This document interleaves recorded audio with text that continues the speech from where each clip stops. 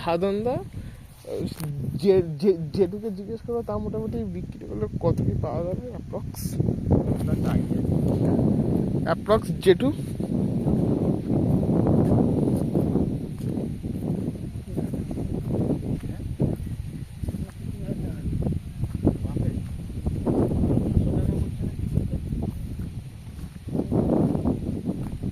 আস্তে, এদিকটা সাবধানে বাবা, এদিকটা সাবধানে।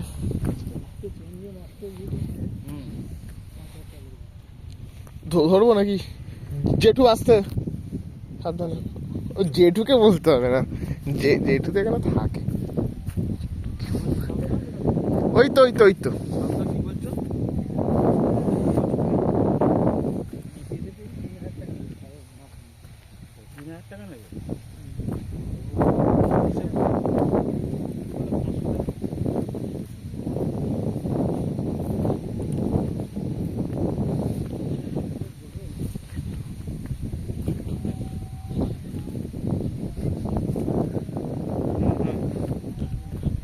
আলু গাছ।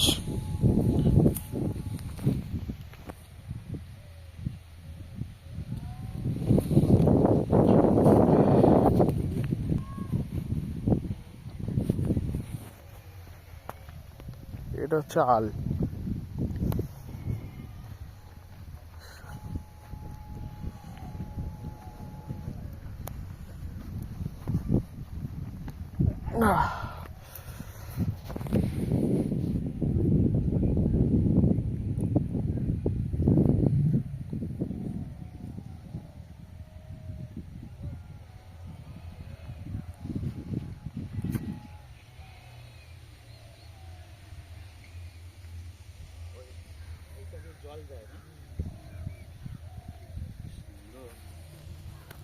বাবু দেখ, এইটা দিয়ে জল জমিতে সব চলে যায়। এটা চাল।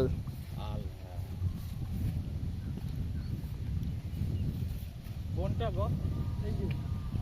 এইটা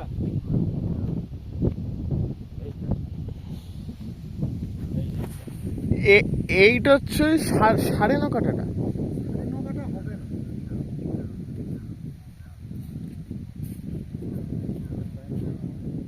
একটা 9.5 কাটায় হয়ে যাবে, 9.5 কাটা হয়ে যাবে। এই এক খাস বীজ 1 বস্তা লাগে, 1 বস্তা খাস বীজ লাগে।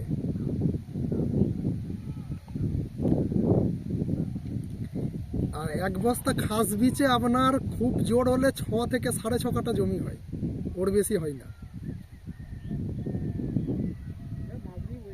হ্যাঁ ওইটাই বলছিলাম। কিন্তু খাতায় কলমে তো করা আছে 9.5 কাটা। খাতা কলমে জমি সত্যি কথা বলতে বর্ষার সময় এই আলগুলো থাকে না। আচ্ছা বুঝলে তো?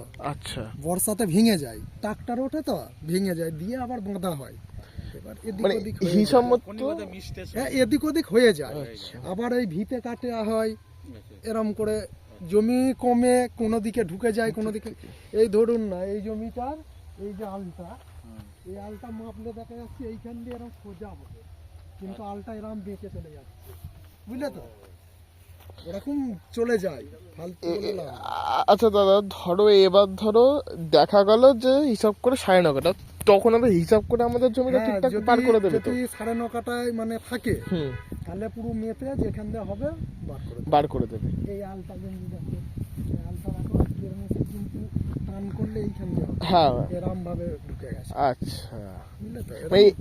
এই জমি এইগুলো সব তুমি লাগিয়েছো তো? হ্যাঁ, এগুলো তোমার হাতে? আচ্ছা, আমি জমি লুকিয়ে আমি কি করবো? না না না, ও কি আসব ইয়ে করা হবে।